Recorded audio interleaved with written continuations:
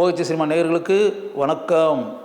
கமலஹாசன் அவரை பற்றி ஒரு நல்ல விஷயத்தை வந்து நீங்கள் தெரிஞ்சுக்கணும் அப்படின்றதுக்காக இதை சொல்லணும் கட்டாயம் அப்படின்னு நினைக்கிறேன். என்ன அப்படின்னா, உங்களுக்கே நல்லா தெரியும் இல்லையா, இயக்குனர் GN ரங்கராஜன் அப்படின்னு கல்யாணராமன் கமலஹாசன் நடித்த படம் இருக்கு இல்லையா, சூப்பர் ஹிட் ஃபிலிம், அந்த படத்தினுடைய இயக்குனர் GN ரங்கராஜன் அவர் தான் டைரக்ட் பண்ணி. நீங்கள் நிறைய பேர் எஸ்முத்தனம் டைரக்ட் பண்ணன்ற மாதிரி நினச்சிட்டு இருப்பீங்க.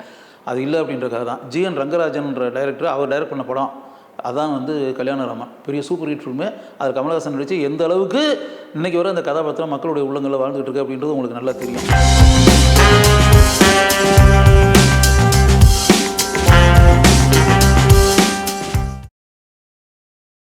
எல்லாம் இன்பமயம் அப்படின்னு சொல்லி கமலஹாசன் நடித்த படம், அதுவும் அவர் தான் டைரக்டர், GN ரங்கராஜன் தான் டைரக்டர். அதுக்கு பிறகு கடல் மீன்கள் அப்படின்னு ஒரு படம், தாலாட்டு தேவானம் தள்ளாடு தேமேகம் அப்படின்னுல அந்த பாட்டு இடம்பெற்ற திரைப்படம் கடல் மீன்கள். கமலஹாசன் சுஜாதா நடித்த படம், அதுவும் GN ரங்கராஜன் டைரக்ட் பண்ண படம் தான். இப்படி GN ரங்கராஜன் டைரக்ட் பண்ணி கமலஹாசன் கதாநாயகன் நடித்து எந்த அளவுக்கு இந்த திரைப்படங்கள்லாம் வெற்றி பெற்று அப்படின்ற ஒரு விஷயங்கள, இதெல்லாம் அந்த காலத்தில் வந்து மிகப்பெரிய அளவில் பேசப்பட்ட திரைப்படங்கள். இப்படிலாம் ஆன பிறகு காலங்கள் கடந்து ஓடிடுச்சு. கமலஹாசன் வந்து அது பிறகு நிறையா படங்கள் நடித்து முன்னணி கதாநாயகர் அப்படின்ற அளவுக்கு கமலஹாசன் வந்து உலக நாயகன் அப்படின்ற அளவுக்கு ஆகிட்டார் அப்படின்ற மாதிரி வச்சுக்கோங்க. அதுக்கு பிறகு GN ரங்கராஜன் மீண்டும் கோகிலான்னு கூட கமலஹாசன் நடித்த ஒரு படம், அது கூட GN ரங்கராஜன் தான் டைரக்ஷன் அப்படி வச்சுக்கோங்க. இதெல்லாம் GN ரங்கராஜன் டைரக்ஷனில் கமலஹாசன் கதாநாயகனாக நடித்த திரைப்படங்கள் எல்லாமே வெற்றி படங்கள் தான் அப்படின்னு. அதுக்கு பிறகு என்னாச்சுன்னா, GN ரங்கராஜன் வந்து வேறு நடிகர்களை வச்சு படம் எடுத்து அப்படி இப்படிலாம் வரும்போது ஒரு ஸ்டேஜுக்கு பிறகு அவர் வந்து சொந்த படம் ஒன்று எடுத்து அப்படின்ற பேட்டர்னில் எடுத்து சொந்த படம் எடுத்து GN ரங்கராஜன் அவரே டைரக்ட் பண்ணி அவரே ப்ரொடியூஸ் பண்ணி அப்படி இப்படின்ற மாதிரி ஆகி அந்த படம் எதிர்பார்த்தளவுக்கு ஓடாமல் அப்படி இப்படின்றதெல்லாம் ஆகி ஃபினான்சியலாக பொருளாதார ரீதியாக லாஸ் ஆகி அப்படின்றதெல்லாம் நடந்துருச்சு அப்படிங்க. இது எதுக்காகனா, பல ஆண்டுகளுக்கு பிறகு எதேச்சியாக KRS ஜவஹர்னு GN ரங்கராஜன்ட்ட அசோசியேட் டைரக்டராக ஒர்க் பண்ணிக்கிட்டு இருந்தவர், எனக்கு ரொம்ப க்ளோஸ் ஃப்ரெண்டு KRS ஜவஹர். அவர் வந்து பின்னாடி ஆனந்த் பாபு வச்சு கூட ஒரு படம் டைரக்ட் பண்ணார். அந்த படத்துக்கு நான் தான் PRO அப்படி வச்சுக்கோங்க. அந்த KRS ஜவஹர் தான் இந்த விஷயத்தையே என்கிட்ட சொன்னார்.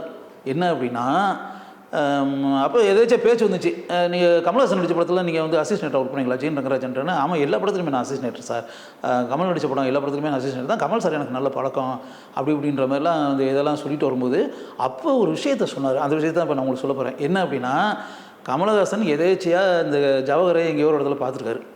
பார்க்கும்போது ஏதோ கமல் நடிச்சிருப்பார், ஏதோ படத்தில் நடிச்சிருப்பார், ஜவஹர் அந்த பக்கம் போயிருப்பார் அப்படி வச்சுங்களேன். போகும்போது கமல் சார் இங்கே இருக்காரு அப்படி பார்ப்போமே அப்படின்னு நினச்சி கமல்ஹாசனை போய் பார்த்துருப்பாருன்னு வச்சுக்கோங்க. அப்போ ஜவஹரை பார்த்தோன்னே கமல் கேட்டிருக்காரு, என்ன ஜவஹர் எப்படி இருக்கீங்க அப்படி இப்படிலாம் இது கொண்டு என்ன பண்ணிகிட்டு இருக்கீங்க போது, நான் இந்த மாதிரி படம் டைரக்ட் பண்ணிக்கிட்டு அப்படி இப்படின்ற மாதிரி விஷயம். சரி, ஓகே, GN ரங்கராஜன் எப்படி இருக்காரு இப்போ அப்படின்னு. இப்போ ஒன்றும் இல்லை சார், அவர் வந்து தான் வயசாகி போச்சுல, இதாகிடுச்சு. இப்போ வந்து அவருக்கு அந்த வெங்கீஸ்வரன் நகர்னு சொல்லிட்டு வடபழனி ஏரியாவில் அங்கே வந்து அவருக்கு சொந்தத்தில் வீடு அப்படி வச்சுங்களேன். எப்படி இருக்கார் அப்படின்னோடனே நல்லா இருக்கார். இப்போ வந்து ஒன்றும் இல்லை, சும்மா தான் இருக்கார். இப்போ வந்து ஆக்சுவலாக அந்த படம் ஒன்று எடுத்தார், அது கொஞ்சம் அடிபட்டு விழுந்துருச்சு, அது கொஞ்சம் நிறைய லாஸ் ஆகி போய் அப்படி இப்படின்ற சுச்சுவேஷன் ஆகி போய் இப்போ வந்து அந்த கடன் நிறைய ஆயிடுச்சு அவருக்கு. ஃபைனான்ஸ் ரேட்டில் வந்து பணம் வாங்கி அந்த படத்தை எடுத்தார். படம் எதிர்பார்த்தளவுக்கு ஓடாமல் அப்படி இப்படிலாம் ஆகி ஆனவுடனே பல லட்சங்கள் கடன் அப்படின்ற மாதிரி ஆகிப்போச்சு. இப்போ அந்த காசு கொடுத்தவங்க எல்லாமே அவரை வந்து நச்சரிக்க ஆரம்பிச்சிட்டாங்க அப்படின்னு. இப்போ அவருக்குன்னா வருமானமும் கிடையாது, ஒன்றும் கிடையாது, படமும் கிடையாது, சும்மா இருந்துகிட்டு இருக்கும்போது அந்த ரூபாக்கெல்லாம் எங்கே போவார்? அது வட்டியெல்லாம் கூடி போய் இவ்வளவு ஆகிப்போச்சு அப்படி இப்படின்றதெல்லாம் ஆகி கடைசியில் அந்த வீடு அவருக்கு வெங்கீஸ்வரன் நகரில் இருக்கு இல்லையா, அந்த வீடை விற்று அந்த கடன் அடைக்கிறதுன்ற முடிவுக்கு வந்து அந்த வீடை விற்கிறதுக்கான பேச்சுவார்த்தை இப்போ நடந்துகிட்ருக்கு. அந்த வீடை விற்கிறதுக்காக ஆளுகிட்ட பேசிக்கிட்டு இருக்காருன்ற மாதிரி. கமல்ஹாசன் இது கேட்டு ஷாக் ஆகிட்டார். என்னது, வீடை விற்க போகிறாரா? சென்னையில் வந்து ஒரு சொந்தத்தில் வீடு கட்டுறதுனா சும்மா சாதாரண விஷயமா? அவர் அப்போ பிஸியாக இருந்த பீரியடில் படம் டைரக்ட் பண்ணிட்டு இருந்த காலத்தில் அப்படியே வந்த வருமானத்தை வச்சுக்கிட்டு அப்படியே அந்த ஒரு வீடை இப்படியே கட்டிட்டார். இப்போ வந்து ஒரு படமும் இல்லை, ஒன்றும் இல்லை, வயசாகி வேறு போச்சு. இப்போ அந்த வீடை விட்டு என்ன பண்ண போகிறாரு? வீடை விற்றுட்டு போய் இங்கே வாடகை வீட்டில் குடியிருந்தா அது ஒரு 10 பைசா கூட வருமானம் வராது, ஒன்றும் இருக்காது. அப்புறம் என்ன பண்ண போகிறாரு? ஐயோ, இப்படி கூட ஒரு காரியமா? நீங்கள் என்ன பண்ணுறீங்கன்னா ஒன்று செய்யுங்க, GN ரங்கராஜன் வந்து உடனே இப்போ இருக்குமே செல்ஃபோன் இருப்போம்லாம் இல்லாத பீரியட், இல்லைன்னா செல்ஃபோன் வச்சுன்னா உடனே செல்ஃபோனில் போய் பேசி இப்படி அப்போ ஃபோன் கூட இருந்துருக்குமா என்னன்னு தெரியல. GN ரங்கராஜனை உடனே என்ன கொஞ்சம் கான்டாக்ட் பண்ண சொல்லுங்கள்.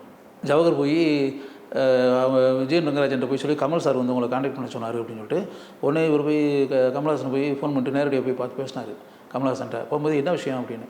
இது மாதிரி நான் கேள்விப்பட்டேன், ஜவஹர் சொன்னாப்புல இது மாதிரி என்பது வீடை நீங்கள் விற்க போகிறீங்களாமே, கடன் ஆகி போச்சாமே, கடன்லாம் அடைக்கிறதுக்கு வந்து சினிமா படத்தில் எடுத்து அடி விழுந்து அது போய் வீடை விற்றுன்ற மாதிரி இது பேச்சுவார்த்தை நடத்தின்ற மாதிரி இது பண்ணி, ஆமாம் பேச்சுவார்த்தை நடத்தி எப்படியா அந்த கடன் தொல்லைன்னு ஒன்று இருக்குல்ல, அவங்க டார்ச்சர் பண்ணிட்டு இருக்காங்க கடன் காசு கொடுத்தாலும்லாம், அதனால் கடனை எப்படியாவது அடைச்சிடுறதுன்ற முடிவு பண்ணிட்டேன், அதனால் வீடை விற்கிறத தவிர வேறு வழி இல்லை அப்படின்றது மாதிரி இது நிலைமை, அதனால் இப்போ சீக்கிரம் முடிஞ்சிடும் அப்படின்றது ஒரு விஷயம். என்ன இப்படி ஒரு காரியத்தை பண்ணிக்கிட்டு இருக்கீங்க, வீடெல்லாம் விற்கவும் வேண்டாம் ஒன்றும் வேண்டாம், புரியுதா, எவ்வளோ கடன் இருக்குன்னு.